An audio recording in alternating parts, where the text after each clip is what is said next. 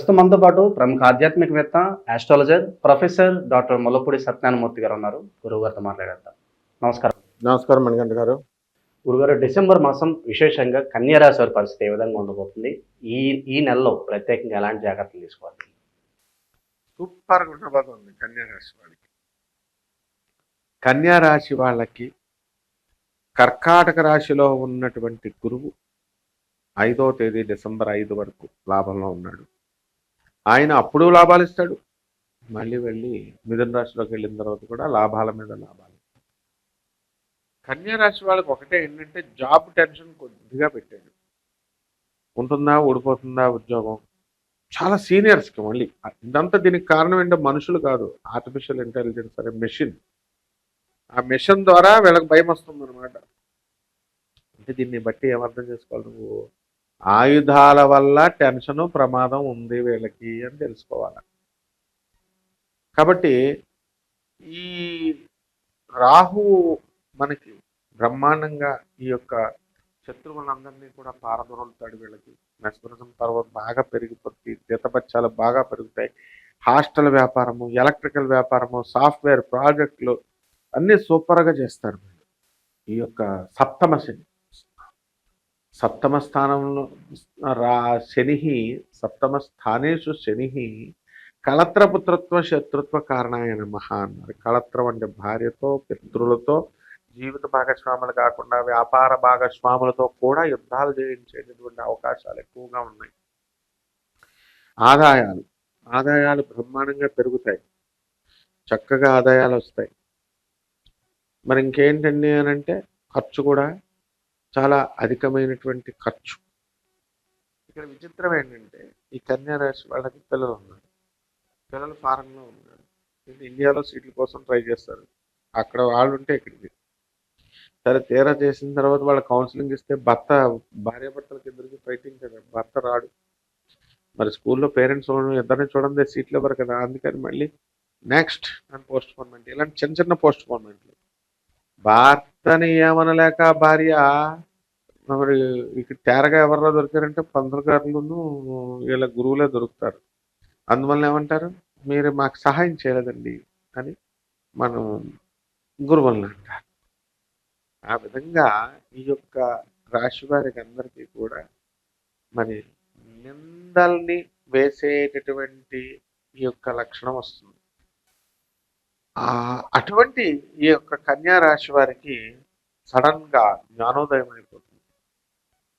ఉద్యోగం రావట్లేదండి, మాకు ఉద్యోగం రావట్లేదండి 15 సంవత్సరాల నుంచి ఒకళ్ళు చెప్తా ఉండేవారు. విని నేను ముసలోని కూడా అయిపోయాను.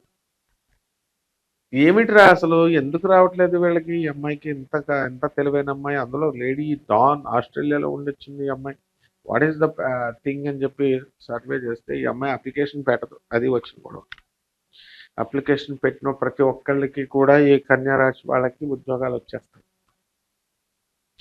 కన్యా రాశి వాళ్ళకి అసలు మొట్టమొదటి నుంచి కూడా చూసుకుంటే భార్యాభర్తల మధ్య ఫైటింగ్స్ ఎక్కువ జరుగుతున్నాయి. విచిత్రం, డిసెంబర్ నెలలో అన్ని మొత్తం మటుమాయం అయిపోతాయి అన్నమాట. కెరీర్ ఫైటింగ్ ఇప్పుడంతా డిసెంబర్ నుంచి మొన్నటిదాకా వైఫ్తో హస్బెండ్తో ఫైటింగ్, ఫ్యామిలీ ఫైటింగ్. భర్త వేరే దేశంలో ఉంటే భార్య వేరే దేశం, భర్త వేరే రాష్ట్రంలో ఉంటే భార్య ఇంకో రాష్ట్రం, ఇద్దరు కలిసి ఒకే ఊర్లో ఉంటే వేరే వేరే ఇళ్ళు, ఒకే ఇంట్లో ఉంటే వేరే వేరే గదులు, సెపరేట్ దుకాణాలు పెట్టుకుని ఎవరికి వాళ్ళు ఈ కన్యా రాశి వాళ్ళు తమ జీవితాలను వెల్లడిస్తూ వస్తున్నారు.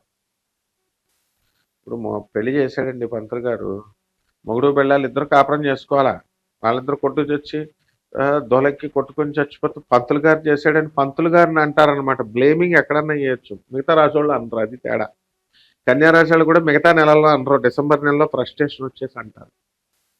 అలాగే ఈ యొక్క కన్యా రాశి వారు కొత్త వ్యాపారాలు ప్రారంభిస్తారు.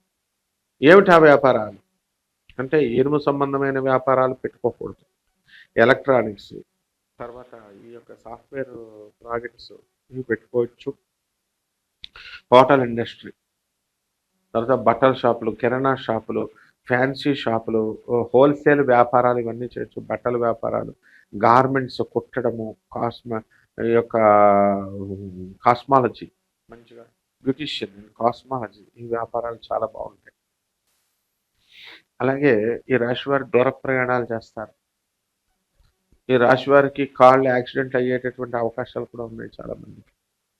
కాబట్టి కాళ్ళ దగ్గర ఏమంటే కాళ్ళు అని చెప్తున్నారు, ఏమన్నా పర్టికులర్గా ఉందండి, ప్రతిదానికి ఒక రీజన్ ఉంటుంది. నేను కూడా అలాగే క్వశ్చన్ అడిగాను మా గురువు గారిని, పర్టికులర్గా కాలు అంటున్నారు గురువుగారు అని. అడిగిన 3వ నెలకి నా కాలు ఇరిగిపోయింది. అంటే అక్కడ ఆయా కాలుకి సంబంధించినటువంటి గ్రహము శని ఎలా ఉన్నాడు, సప్తమ స్థానంలో బాగుండలేదు, ఎన్ని డిగ్రీల్లో ఇంకా వక్రిస్తున్నాడు, ఇక్కడ హెయిర్ లైన్ ఫ్రాక్చర్ అవడానికి అవకాశాలు ఉంటాయి. ఇలాంటివన్నీ కూడా శాటిలైట్ ద్వారా మనం ఐడెంటిఫై చేయొచ్చు. ఎక్స్రేకి ఎలా చేస్తున్నామా అట్లా, అంతా ఒక స్పెషల్ ప్రాసెస్ అది మోడర్న్ సైన్స్లో.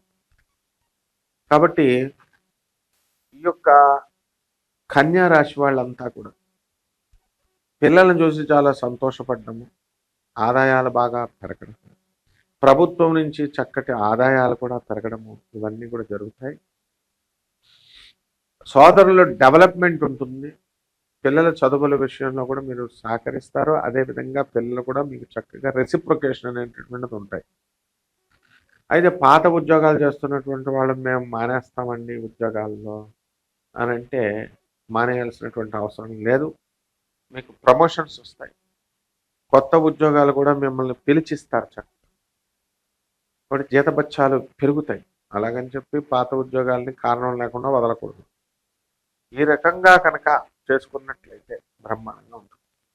ఇక విశేషంగా ఎలాంటి పరిహారాలు చేసుకుంటే బాగుంటుంది గురుగారు ఈ మాసం?